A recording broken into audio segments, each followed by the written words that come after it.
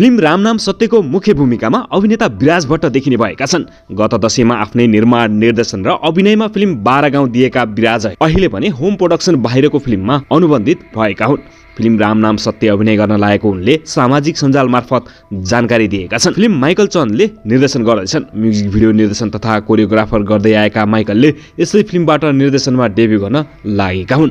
रामनाम सत्यको घोषणा अघिल्लो वर्ष 2080 को माघमा भएको थियो। खासमा निर्देशक चन्दले फिल्ममा विराजका छोरा समीर भट्टलाई लिन चाहेका थिए। त्यसका लागि केही पटक उनको विराजसँग कुराकानी पनि भएको थियो, तर बलिदान रिलिज अघि समीरले अरू फिल्म नगर्ने भएपछि माइकलले विराजलाई नै मुख्य भूमिकामा लिएका हुन्। फिल्म एक्सन प्रधान हुने बताइएको छ। विराज अहिले फिल्म 12 गाउँ 2 को सिक्वेलको तयारीमा छन्। त्यसका लागि उनले निर्माण इजाजत समेत लिइसकेका छन्।